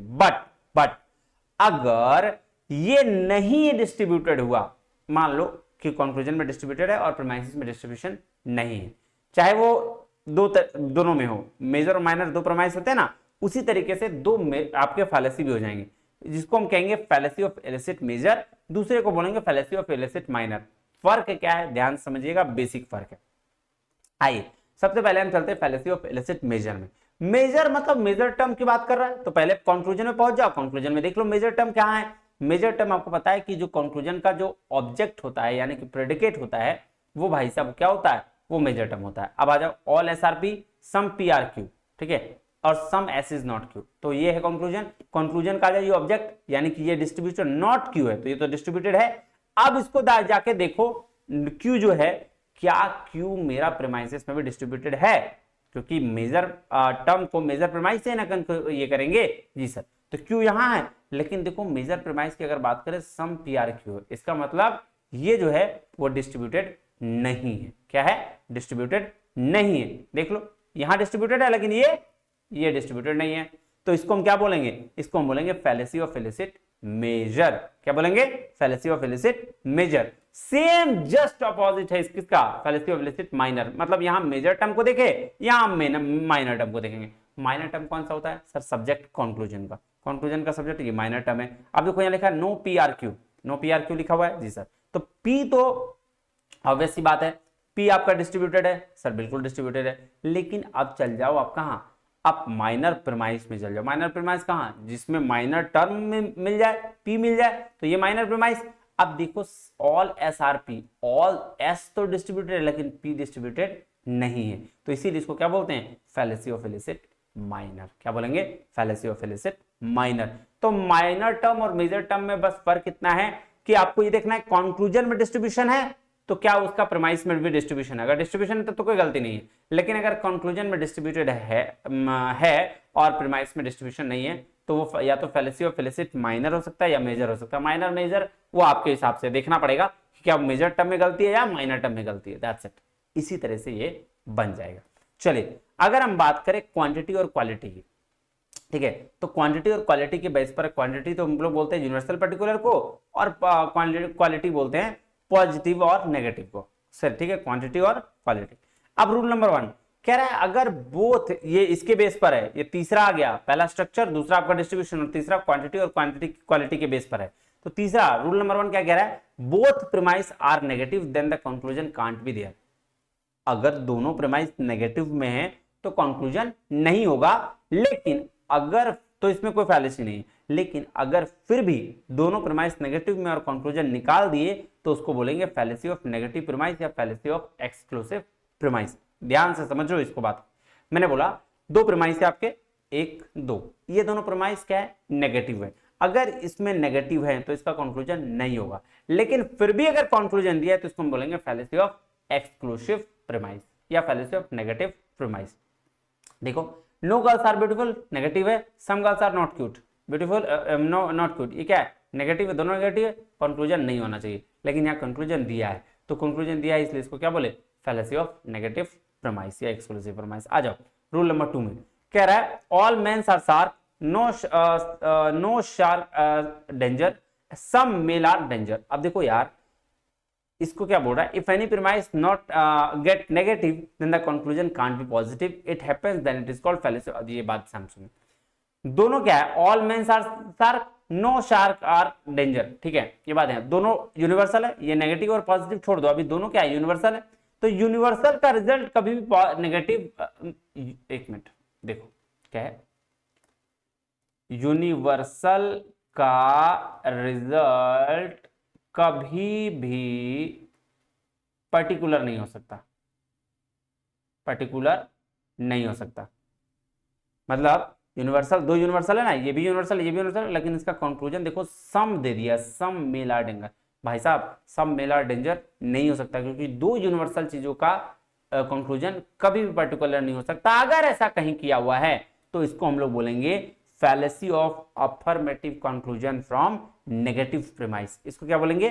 Fallacy of affirmative conclusion from negative premise. फिर से मैं समझा दूं सर, देख लीजिए मैंने क्या बोला, दो प्रीमाइस जो हैं या स्टेटमेंट, दोनों स्टेटमेंट में अगर ऑल नो दिया गया है यानी यूनिवर्सल चीजें दी गई है तो उसका कंक्लूजन सॉरी ये पर्टिकुलर में कभी नहीं आ सकता।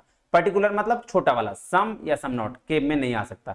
अगर आ गया तो भाई साहब इसको बोलेंगे fallacy of affirmative conclusion from negative premise. अब तीसरा है कह रहा बोथ यूनिवर्सल प्रीमाइसेस का कंक्लूजन कांट बी, ये भी बात सही है, बोथ यूनिवर्सल प्रीमाइसेस का कंक्लूजन कांट बी पर्टिकुलर, 100% सही है। यहां तो क्या बोला कि अगर कंक्लूजन पॉजिटिव नहीं हुआ है ना, if any premises get negative the conclusion can't be positive. अच्छा, चलो एक बात ध्यान समझना, जो मैंने पहले समझाया ये वाला कि यूनिवर्सल का रिजल्ट कभी पर्टिकुलर नहीं हो सकता, ये रूल नंबर 3 है, और इसको हम लोग कहते हैं, इसको कहते हैं जी ये क्या बोलते हैं? फैलेसी ऑफ एग्जिस्टेंशियल, सॉरी इसको बोलते हैं फैलेसी ऑफ एग्जिस्टेंशियल। देखो बोथ यूनिवर्सल प्रीमाइस का कंक्लूजन कांट बी पर्टिकुलर, है ना, तो ये भी यूनिवर्सल है, ये भी यूनिवर्सल है, इसका पर्टिकुलर नहीं हो सकता। ये है 3rd नंबर। ये जो कह रहा है, ये स्टेटमेंट जो कह रहा है, ये क्या कह रहा है मैं आपको बताता हूं, ठीक है, रूल है तो वो तो कभी ऊपर नीचे हो गया, कोई दिक्कत नहीं है। आ जाओ इस ये रूल को समझते। ये क्या कह रहा है? ये कह रहा है भाई साहब जो कोई भी प्रीमाइसेस नेगेटिव हो उसका कंक्लूजन कभी पॉजिटिव नहीं हो सकता। क्या बोल रहा है? जो भी प्रीमाइसेस नेगेटिव हो उसका कंक्लूजन कभी भी पॉजिटिव नहीं हो सकता। अगर ऐसा हुआ तो इसको बोलते हैं fallacy of affirmative conclusion from negative premise. देख लो पॉजिटिव कंक्लूजन किससे? नेगेटिव प्रीमाइस से, नाम ही है यार, इससे पकड़ना पड़ेगा। तो सॉरी, चलो ये हो गया फैलेसी ऑफ अफर्मेटिव यानी पॉजिटिव कंक्लूजन किसमें से? नेगेटिव प्रीमाइस में, नाम ही बता दे रहा है इसका आंसर। चलो वो 3rd रूल तो बता दिया कि दोनों यूनिवर्सल है तो उसका जो रिजल्ट है वो पर्टिकुलर कभी भी नहीं हो सकता, इसको बोलते हैं फैलेसी ऑफ एग्जिस्टेंशियल। खत्म जी सर। अब आइए चलते हैं इनफॉर्मल फैलेसीज में। आ जाओ ध्यान से समझना, फटाफट करके 20 फैलेसीज है, फटाफट करेंगे और फिर किसको खत्म करेंगे। आ जाओ इनफॉर्मल फैलेसी का मतलब होता है अनौपचारिक भ्रांतियां। 1 मिनट रुकोगे, मैं थोड़ा पानी पी लूं? सर बिल्कुल पी लीजिए, इतना तो रुक ही सकते हैं आपके लिए हैं। चलो 1 मिनट रुक जाओ।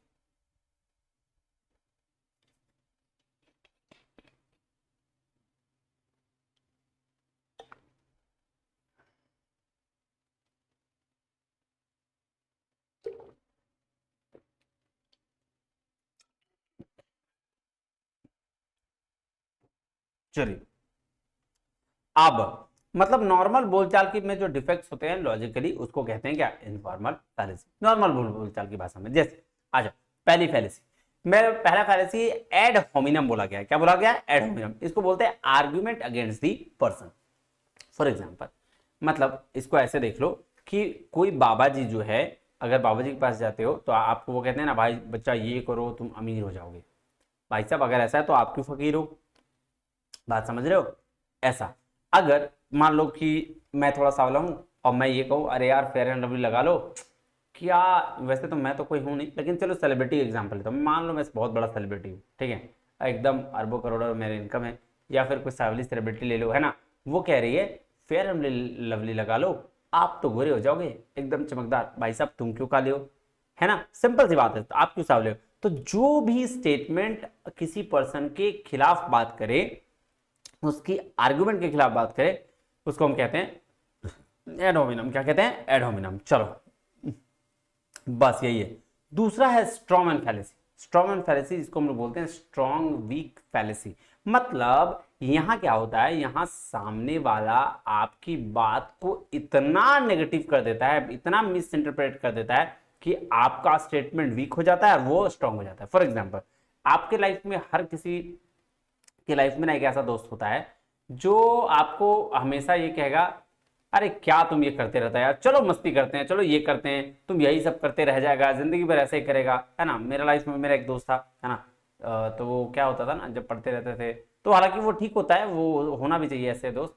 तो वो क्या होता है, उसने वो क्या बोलता था, जैसे मैं पढ़ रहा हूँ तो बोलता था कितना पढ़ेगा यार, पढ़ते रह जाएगा, पक हो जाएगा, चलो चलो थोड़ा घूम के आते हैं, थोड़ा मस्ती करके आते हैं, ठीक है, तुम ऐसे ही पढ़ते रह जाएगा, दिमाग तेरा फट जाएगा, इतना आपको वो बोलने लगता था। लास्ट में बोलते अरे यार चलो चलो चलो घूम के आते। तो इसको बोलते हैं स्ट्रॉन्ग वीक फैलेसी, जहां पे सामने वालों आपको इस तरह से डिपिक्ट कर देता है, मिस इंटरप्रेट करता है कि आपका पॉइंट जो है वीक हो जाता है और वो खुद ब स्ट्रांग हो जाता है ना जी। तीसरा है एड इग्नोरेशन। मतलब इसको बोलते हैं हम लोग थेथरोलॉजी। क्या बोलते हैं? ये मैंने दिया है नाम थेथरोलॉजी। थेथरोलॉजी क्यों दिया है भाई साहब, इसको बात समझो। मतलब इसको इसको हम लोग अपील टू इग्नोरेंस भी कहते हैं, ठीक है। मतलब यहां पे क्या होता है कि हम किसी चीज को रिजेक्ट करने की कोशिश की और उसको नहीं एक्सेप्ट कर पाए, इसलिए हमने बोल दिया कि वो चीज एग्जिस्ट ही नहीं करती। जैसे किसी ने बोला भगवान है, लेकिन आप बोला प्रूफ करके दिखाओ, बोला नहीं, प्रूफ कैसे हो सकता है, नहीं हो सकता, तो इसलिए भगवान नहीं है। बात समझ रहे हो? तो इसको बोलते हैं एड इग्नोरेंस, जिसको हम लोग थेथरोलॉजी बोलते हैं, और इसका नाम है अपील टू इग्नोरेंस, है ना। क्या बोलते हैं? Appeal to ignorance. उसके बाद है false type dilemma. False dilemma मतलब होता है टू ऑप्शंस में वन एक्सेप्ट करोगे तो एक ऑलरेडी रिजेक्ट हो जाएगा, ये है ना। इसका नाम है, इसको बोलते हैं false dichotomy, black and white policy, either policy, फिर बोलते हैं बाइफर्केशन पॉलिसी। इतना सारा नाम है। मतलब आपके पास दो ऑप्शन है, एक को अनएक्सेप्ट किया तो दूसरे को आपको एक्सेप्ट करना पड़ेगा। चलिए उसके बाद चलते हैं पांचवा नंबर में। पांचवा नंबर है स्लिपरी स्लोप। स्लिपरी स्लोप बोला जाता है कि देखो, स्लिपरी स्लोप वैसा स्टेटमेंट को बोलते हैं जो पहला स्टेटमेंट तो बिल्कुल सही होता है, लेकिन उसके बाद का जो स्टेटमेंट होता है ना, वो हवा पानी वाला स्टेटमेंट होता है। जैसे फॉर एग्जाम्पल बोलता है कि अगर मैं तुमको गाड़ी सिखा दूंगा ना, तुम हवाई जहाज भी चलाना सीख लोगे और हवाई जहाज उड़ा के एक दिन सबको उड़ा दोगे, है ना। तो पहला, अगर मैं तुम्हें कार चलाना सिखा दूं, सॉरी ध्यान समझिएगा, मैंने क्या बोला, अगर मैं तुम्हें कार चलाना सिखा दूं तो तुम हवाई जहाज भी चलाना जान जाओगे और फिर हवाई जहाज चला चला के तुम सबको उड़ाओगे। पॉसिबल है? आपको मैं कार चलाना सिखा दूं ये तो बात सही है, लेकिन उससे बेस पर आप हवाई जहाज कैसे चला लोगे? तो ये इसको बोलते हैं स्लिपरी स्लोप। जैसे फॉर एग्जांपल, अगर आप, जैसे बहुत सारे लोग ना नॉनवेज खाते हैं, तो बहुत सारे लोग बोलते हैं कि आप अगर तुम जिस तरह से नॉनवेज काट के खा रहे हो, खून खा रहे हो, है ना, तो उससे तो नुकसान होगा बॉडी का, यहाँ तो ठीक है। अब उसके बाद आप चल जाओगे यमराज के पास, तो आपको यमराज तलेगा, भुनेगा, खाएगा, है ना। पहला स्टेटमेंट सही था, उसके बाद वाला स्टेटमेंट फ्रॉड, गलत। तो इसको बोलते हैं क्या? Slippery slope. उसके बाद है इसका इसका नाम दूसरा क्या होगा? इसका नाम कोई दूसरा नहीं है। चलो अगर बात करें सर्कुलर आर्गुमेंट का, नेक्स्ट क्या है सर्कुलर आर्गुमेंट। इसको बोलते हैं petitio principle, begging the questions, assume the initial. ये तीन नाम इसका है, हमेशा पूछा जाता है। मतलब इसका क्या मतलब होता है कि जो आर्गुमेंट मैंने कहीं से शुरू किया फिर वो कहीं ना कहीं घूम फिर के वहीं तक पहुंच गए। जैसे मेरे देश के प्रधानमंत्री बहुत अच्छे हैं और मेरे देश के प्रधानमंत्री बहुत अच्छे हैं इसलिए, और उनका नाम नरेंद्र मोदी है, तो दोनों बात क्या है, घूम फिर के वहीं पहुंच रहा है। ठीक है जी। चलो उसके बाद है हेस्टी जनरलाइजेशन। इसको हम लोग बोलते हैं जजमेंट विदाउट एविडेंस। मतलब जल्दबाजी में किसी स्टेटमेंट को विदाउट एविडेंस सपोर्ट कर देना। क्या करना, जल्दबाजी में किसी स्टेटमेंट को विदाउट एविडेंस सपोर्ट कर देना। जैसे स्टीरियोटाइप का अजम्पशन होता है ना, दो लड़के, अगर एक लड़का एक लड़की जा रहा है तो भाई साहब वो क्या दोस्त होगा, गर्लफ्रेंड बॉयफ्रेंड होगा, भाई बहन भी हो सकता है ना, लाइक ऐसा वो वाला।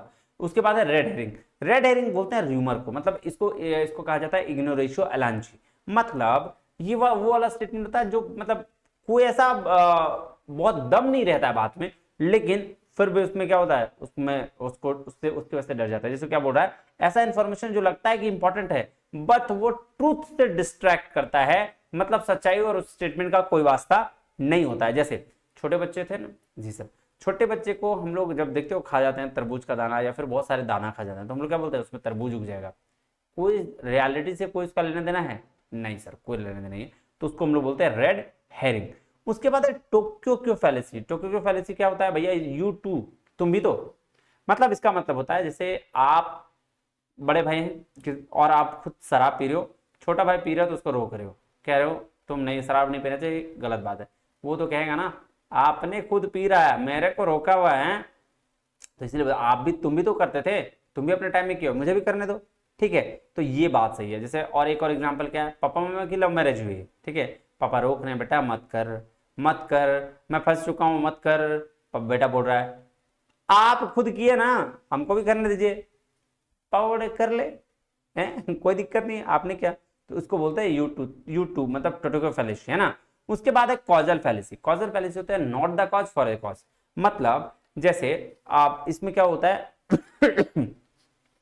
कुछ लोग ऐसे बोलते हैं कि जब भी मैं सोने जाता हूँ ना सूरज डूब जाता है, तो इसीलिए मेरे सोने की वजह से सूरज डूबता है। ठीक है, जैसे किसी इंसान का नाम सत्य है तो वो क्या बोलते हैं कि जरूरी नहीं कि वो सत्य हमेशा एकदम सच सच बोलता होगा। तो ये बात जो not the cause for a cause, किसी कॉज के लिए किसी कॉज का होना जरूरी नहीं है, इसको बोलते हैं कॉजल फैलेसी। उसके बाद है फैलेसी ऑफ संक कॉस्ट। पता है बोलता है संक कॉस्ट उसको बोलता है जो कॉस्ट कभी रिकवर नहीं किया जा सकता है। फॉर एग्जाम्पल जैसे इसका एक बात ध्यान में समझो, मतलब इसका एक बेस्ट एग्जांपल है महाभारत में। द्रौपदी हरण जब हुआ था तो उस समय क्या हुआ था, सिर्फ कुछ बचाने के चक्कर में उन्होंने सब कुछ हार दिया था। उसी तरह से जैसे इसका एक और एग्जांपल ले सकते हो, तुम्हारी गर्लफ्रेंड थी, उसकी शादी हो गई और अभी भी तुम गिफ्ट भेज रहे हो हैं वो वाला। ठीक है, तो ऐसा प्रोजेक्ट जो नुकसान ऑलरेडी हो रहा है लेकिन फिर भी हम इन्वेस्ट कर रहे हैं ताकि उससे क्या, क्यों उस एक्सपेक्ट कर रहे हैं कि भैया उससे आ जाए। ठीक है, ऑलरेडी बहुत पैसा लगा हुआ है इस वजह से, तो उसको बोलते हैं फैलेसी ऑफ संक कॉस्ट। उसके बाद है अपील टू अनक्वालिफाइड अथॉरिटी। मतलब इसको बोलते हैं बिना फीस के वकील बनना। जैसे Sachin the God of cricket, भगवान कहे जाते हैं, लेकिन अगर वो बोले कि भैया आओ तुमको सारे गाँव पौधे से बताएंगे, मतलब म्यूजिक सिखाएंगे, तो गलत। इसी तरह से अरमान मलिक आ जाए और वो बोले यार चलो क्रिकेट की ट्रेनिंग देते हैं तुमको, ठीक है, तो एक्सपर्ट नहीं है फिर भी उसकी एडवाइस दे रहे हैं, that is called appeal to unqualified authority. बात समझ में आया जी सर। उसके बाद है इक्विवोकेशन। इक्विवोकेशन या एम्बिग्युइटी, इसको बोलते हैं डबल मीनिंग। डबल मीनिंग मतलब अगर जैसे पजल्ड बातें होती हैं बहुत सारा, ठीक है, जैसे अगर मान लो किसी को अर्ली रिटायरमेंट में किसी को जल्दी जॉब से निकालना है तो बोल दो अर्ली रिटायरमेंट दे दे रहे हैं, है ना, बात खत्म। कह रहा है God helps those who help themselves, ये वाला बात होता है ना, भगवान उसी की मदद करते हैं जो जो अपनी खुद की मदद करता है, ऐसा उलझा उलझा बात इसमें आएगा। उसके बाद है अपील टू पिटी। इसको अनवांटेड से अपील टू पिटी का मतलब होता है, इसको गैलीलियो आर्गुमेंट भी कहा जाता है, फैलेसी ऑफ रिलेवेंस आर्गुमेंटम या आर्गुमेंटम एड वेरिकुंडियम भी बोलते हैं। ठीक है, इसका 3 नाम है। इसको बोलते हैं अनवांटेड सिंपैथी देना। मतलब जैसे फॉर एग्जांपल, मतलब कोई इतनी बड़ी बात है नहीं लेकिन फिर भी जैसे कोई मान लो कि कोई थोड़ा हैंडीकैप्ड है और वो प्रेजेंटेशन दे रहा है, ठीक है, और वो कुछ ने लाइफ में कुछ अच्छा अचीव कर लिया, लोग उसको क्या बोलेंगे, बताओ हैंडीकैप होके इतना कर लिया, अरे भाई वो मेहनत किया सब कुछ किया, सेम है, हैंडीकैप तो क्या हुआ। तो उस इस तरीके की अगर कोई फीलिंग्स बताता है तो उसको बोलते हैं अपील टू पीटी, मतलब या फिर आर्गुमेंटम एड वेरिकुंडियम। ठीक है, अनवांटेड सिंपैथी। उसके बाद है बैंड वैगन फैलेसी, मतलब बैंड वैगन फैलेसी बोलते हैं इसको, एड पॉपुलम भी बोला जाता है, इसको बोलते हैं भेड़ चाल, मतलब एक यहाँ जा रहा है सब उसके पीछे जा रहे हैं, है ना। तो मतलब जैसे सब मानते हैं कि भाई परियां होती है तो तुम भी मान लो, सब जा रहे हैं और तो हम भी चले चलते, ये वाला इसको बोलते हैं band wagon fallacy, ad populum. उसके बाद है appeal to force. Appeal to force होता है जबरदस्ती मनवाना, लगा दिया पिस्तौल, बोला है मान नहीं तो नहीं सब छोड़ेंगे, उसको बोलते हैं आर्गुमेंटम एड बाल्कम। इसका दूसरा नाम है क्या है, आर्गुमेंटम एड बाल्कम, जबरदस्ती मनवा लेना, ठीक है। जैसे आपने देखा होगा ना व्हाट्सएप पे कभी मैसेज आता है, इसको इग्नोर किया तो आपको ये हो जाएगा, मैं तो जबरदस्ती इग्नोर कर देता हूँ, हाँ, ये बात है। अगर तुमने इसे लाइक नहीं किया तो तुम्हें बुरी न्यूज मिलेगी, ऐसा कुछ होता है ना, इसको बोलते हैं अपील टू फोर्स। उसके बाद है फैलेसी ऑफ एक्सीडेंट, इसको हम लोग बोलते हैं destroying the exception, dicto simplifier and dictum secundum quid, ये 3 नाम है इसका। मतलब यहाँ क्या होता है, जब आप किसी रूल पे भरोसा करते हो ना, तो उसके तो अगर उसका कोई एक्सेप्शन है तो आपको उस पर भी भरोसा हो जाता है। फॉर एग्जाम्पल जैसे हम लोग क्या बोलते हैं, सारी पक्षियां उड़ती है बोलते हैं ना, लेकिन पेंगुइन एक पक्षी है जो उड़ती नहीं है, तो हमने क्या किया, हमने ये मान लिया सारी पक्षियां उड़ती है, तो उसके एक्सेप्शन पे आपको भरोसा करना पड़ेगा कि भाई पेंगुइन भी उड़ता है, तो एक्सेप्शन पे भरोसा किया ना। जब हमने सारी पक्षियों पे भरोसा किया कि सारी पक्षियों में पेंगुइन भी आता है, लेकिन पेंगुइन उड़ता नहीं है, तो हमने क्या बोल दिया, ऑल बर्ड्स कैन फ्लाई, सारे पक्षियां उड़ रही है, सारे पक्षियां उड़ रही है, मतलब आपने ये कह दिया कि भैया एक्सेप्शन को भी आपने साथ में ले लिए, ठीक है। तो इसीलिए फैलेसी ऑफ एक्सीडेंट का मतलब हुआ कि जब आप किसी रूल पे भरोसा करते हो तो उसके एक्सेप्शन को भी साथ में लेके चलते हो। उसी तरह से फैलेसी ऑफ डिवीजन, जिसको हम फॉल्टी डिडक्शन भी कहते हैं, ठीक है ना। हम ऐसा मान लेते हैं जो पूरे के लिए सही है वो पार्ट्स के लिए भी सही है ना, जो पूरे के लिए सही है वो पार्ट्स के लिए भी सही है। जैसे अगर हम ये कहते हैं कि पूरा कार ब्लू है तो उसका इंजन भी ब्लू होगा। अगर हम कहते हैं कि मान लो किसी की फैमिली वियर्ड है, ये बेस्ट एग्जांपल है फैलेसी ऑफ डिडक्शन या डिवीजन का, कि अगर किसी की पूरी की फैमिली खराब है तो भैया आप भी वियर्ड ही होगे, आप भी खराब ही होगे, ये बात गलत है, तो इसको बोलते हैं फैलेसी ऑफ डिडक्शन। उसके बाद है फैलेसी ऑफ कंपोजिशन, इसको बोला गया मोडो होक जस्ट दिस, क्या बोला गया, मोडो होक just this. Part to whole, part to whole की बात करेगी, पार्ट टू होल मतलब भाई साहब छोटा से बड़ा की बात करेगी, है ना। यहां बोला कि यहां टीम का हर प्लेयर सुपरस्टार है और ग्रेट प्लेयर है, इसलिए टीम बेस्ट है, मतलब एक एक इंडिविजुअल को स्पेसिफिकेशन को बढ़िया बताया गया और उस बेस पर होल की रिप्रेजेंटेशन करेंगे, है ना, उसको बोलते हैं फैलेसी ऑफ कंपोजिशन। उसके बाद है फैलेसी ऑफ कॉम्प्लेक्स क्वेश्चन, मतलब इसको दूसरा नाम प्लूरियम इनटू गेटिनम बोलते हैं और फैलेसी ऑफ प्रीसपोजिशन कहा जाता है। यहां हम ऐसा सवाल पूछते हैं जहां आप हाँ बोलोगे तो भी फंसोगे, ना बोलोगे तो भी फंसोगे। जैसे have you stop your beating your wife, क्या आपने अपनी वाइफ को पीटना बंद कर दिया, इसका मतलब अगर आपने बोला हाँ तो इसका मतलब पहले पीटते थे, और अगर ना तो इसका मतलब have you stop your beating, क्या आपने आप पीटना बंद कर दिया ना, तो भैया अभी पीट रहे हो इसका मतलब। तो ये दोनों ये फंसाने वाला क्वेश्चन, इसको बोलते हैं कॉम्प्लेक्स क्वेश्चन। तो ये था आपका सारा का सारा आपका लॉजिकल रीजनिंग। उम्मीद है आपको ये सारी बातें बहुत अच्छे समझ में आई होगी, ठीक है। अगर समझ में आई तो शेयर करना यार ज्यादा से ज्यादा लोग का, लाइक और सब्सक्राइब। चलो फिर मिलते हैं अगले वीडियो में, तब तक के लिए बहुत बहुत धन्यवाद, थैंक यू वेरी मच, जय हिंद।